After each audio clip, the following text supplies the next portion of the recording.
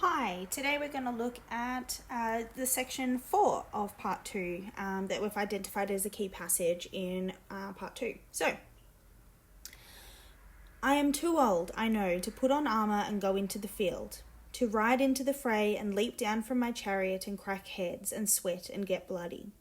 And the truth is, I never was a warrior. It was not my role. My role was to hold myself apart in ceremonial stillness and let others be my arm, my fist, my breath too when talk was needed. Because outside my life here in the court, and with you, my dear, where I do like to speak a little, I have always had a herald at my side, our good Idaeus, to find words for me.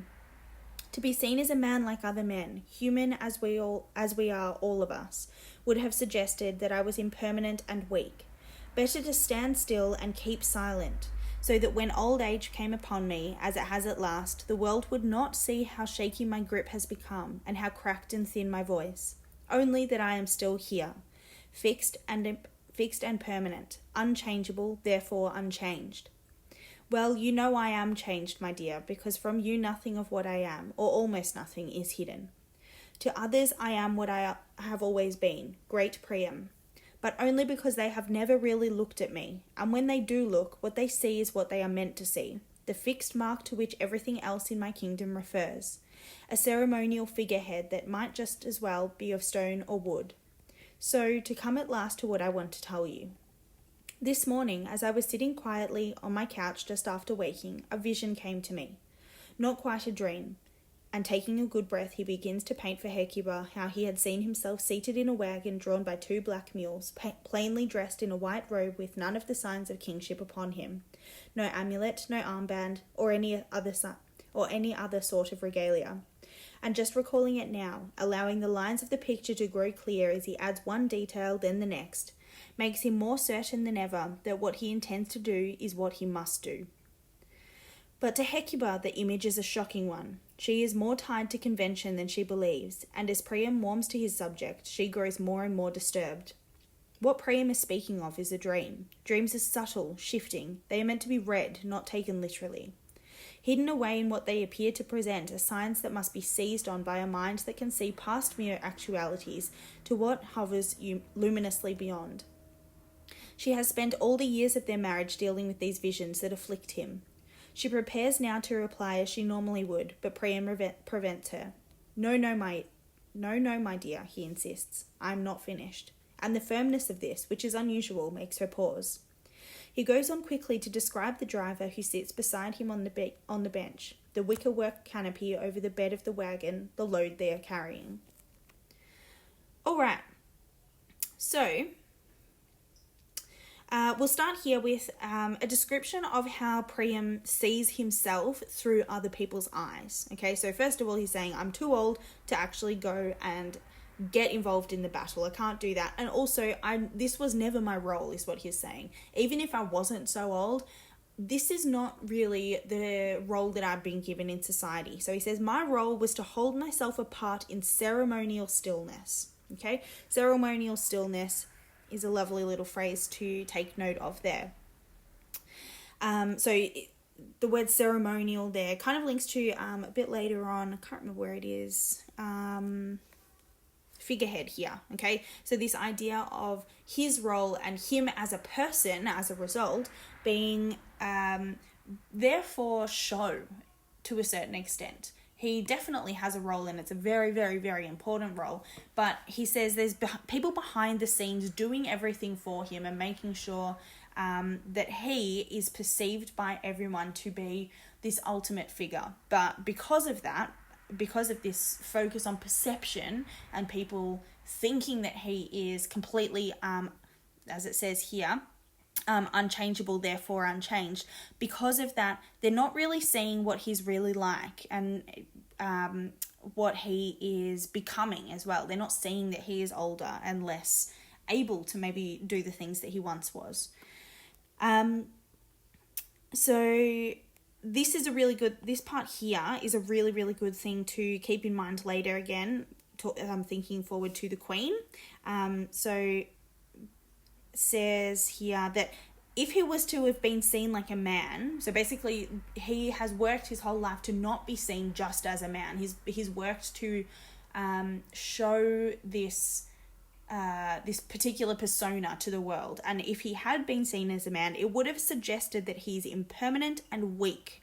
Okay, so basically what he's saying is there is strength in not changing. There is strength in always staying the same, and showing basically your best side to the people that you are trying to lead. So he's saying it's better to stand still and keep silent so that people see that I'm still here, that I'm fixed and I'm permanent, I can't be changed. And he goes into saying that to others, so first of all he says, in his private life, his wife knows him, his wife understands him mostly, says almost nothing is hidden. But to most people, he isn't a person. He is this idea of a great, so he is great Priam, okay? He's not seen as an individual. So they see what they're meant to see. The fixed mark to which everything else in my kingdom refers. So again, he's talking about his responsibility. He can't just be a man because the whole kingdom relies on him to be stable and to be unchanging so that they have something to rely upon. It's interesting as well that he describes himself like he might just as well be of stone or wood. So he's symbolic. He's like a statue. He isn't... he's not representing himself as having the human qualities of being able to change and being flexible, or even just having humanity, really.